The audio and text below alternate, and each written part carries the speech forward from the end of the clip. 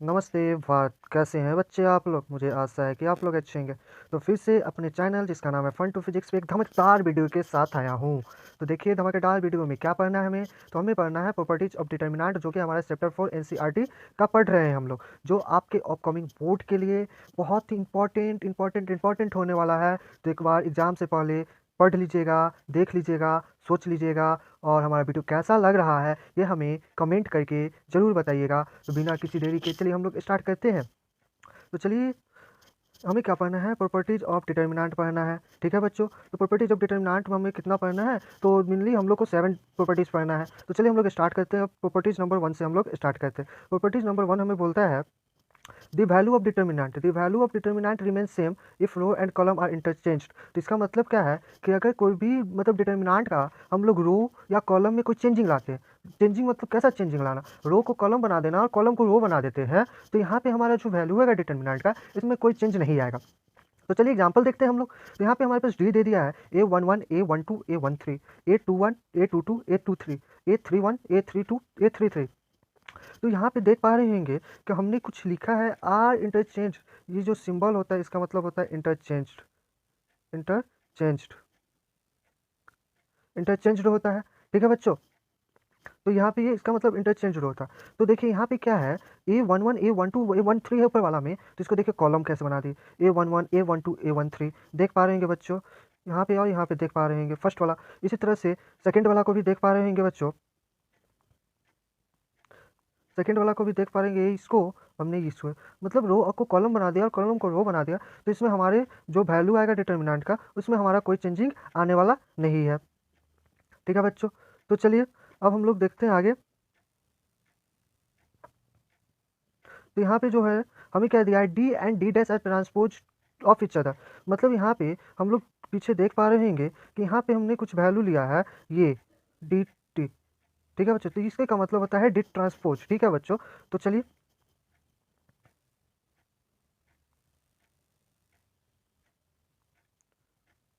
तो यहाँ पे D and D dash R transpose to each other. हम जैसे दो डिटर्मिनेंट लिए, तो ऊपर वाला को डी लिया तो नीचे वाला को डी डैश लिया, तो डी एंड डी डैश जो होगा आपस में ट्रांसपोज होगा। ठीक है, फर्स्ट पॉइंट कोई प्रॉब्लम।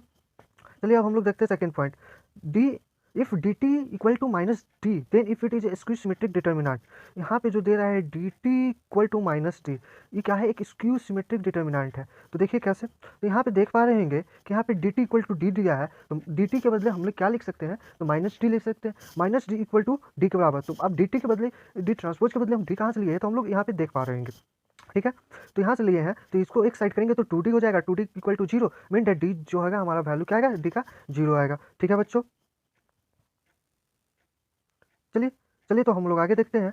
बोल रहा है यहाँ पे दी वैल्यू ऑफ इसकी सिमेट्रिक, इसको थोड़ा नीचे करते हैं।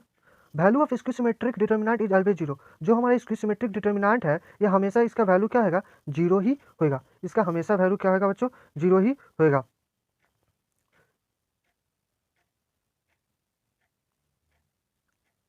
चलिए तो हम लोग फिर आगे चलते हैं, यहाँ तक किसी को कोई प्रॉब्लम नहीं। ठीक है बच्चों, चलिए आगे चलते हैं। अब तो प्रॉपर्टीज नंबर 1 यहाँ पे हमारा खत्म होता है, तो हम लोग स्टार्ट करते हैं प्रॉपर्टीज नंबर 2। प्रॉपर्टीज नंबर 2 बोलता है if any two row or column of a determinant are interchange in then the value of determinant is change in sign only. अगर किसी भी डिटर्मिनेंट के दो रो या दो कॉलम, मतलब रो को रो में ही, कॉलम को कॉलम में ही अगर हम चेंज करते हैं, तो जो हमारा डिटर्मिनेंट का जो साइन है इसमें चेंजिंग आएगा। चेंजिंग क्या आएगा, एक डी होगा तो दूसरा माइनस डी होगा। तो यहाँ पे देख रहे हैं, यहाँ पे लिखेंगे determinant is change in sign only. सिर्फ साइन में, जब हम लोग टू रो और कॉलम को क्या करेंगे, डिटर्मिनेंट इंटरचेंज करेंगे।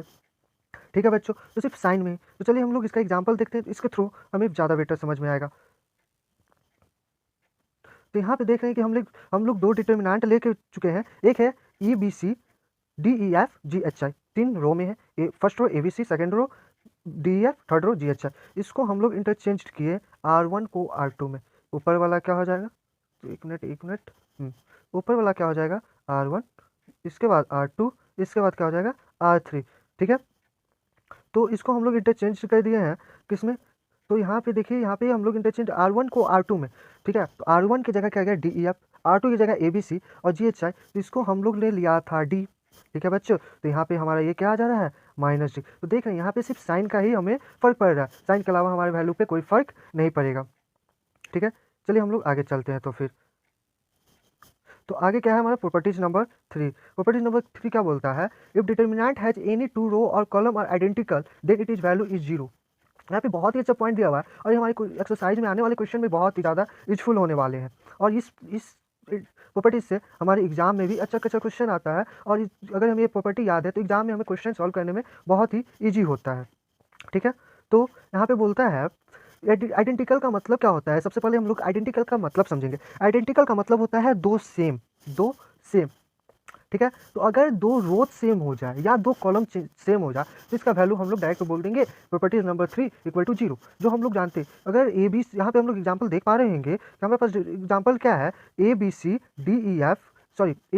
ए बी सी और डी ई एफ। तो यहाँ पे हम लोग इक्वल टू 0, इसलिए हम लोग जानते हैं प्रॉपर्टीज नंबर 3 से कि आइडेंटिकल जब होता है तो इसका वैल्यू हम लोग को क्या बोलते हैं, 0 बोलते हैं। ठीक है बच्चों, तो चलिए हम लोग प्रॉपर्टीज नंबर 4 को देखते हैं। अब हम लोग के पास प्रॉपर्टीज नंबर 4 है। ठीक है, बोलता है if all element of any row और column be multiplied by same number then determinant is multiply by that number. ठीक है, क्या बोलता है फिर से देखिएगा, if all element of any row और column are be multiplied by same number then determinant is multiplied by that number. अगर मान लीजिए हमारे पास यहाँ पे बहुत ही अच्छा पॉइंट दिया है, इसको याद रखिएगा। सॉरी यहाँ पे फिर से हम देंगे same number then determinant is multiplied by that number. ठीक है, यहाँ पे देखिए क्या बोल रहा है, अगर हमारे पास डी दे दिया है, हमारे पास क्या दिया है, डी दे चुका है। तो डी देख रहे हैं हमारे पास A11 A12 A13 A21 A22 A23 A31 A32 A33 हमारे पास है। तो यहाँ पे हम देख रहे हैं कि यहाँ पे R2 इंटरचेंज R2 को हम MR2 लिखें, मतलब R2 जो है हमारा उसमें हम M से मल्टीप्लाई करें। R2 में क्या कर रहे हैं, M से मल्टीप्लाई कर रहे हैं। तो यहाँ पे जैसे यहाँ पे A11 A12 A13, यहाँ पे देख पा रहे हैं A11 A12 A13 A। तो यहाँ पे जो रूट सेकेंड रो को देखें तो यहाँ पे MA21 MA22 MA23। ठीक है, और फिर थर्ड रो को देखें तो A31 A32 A33।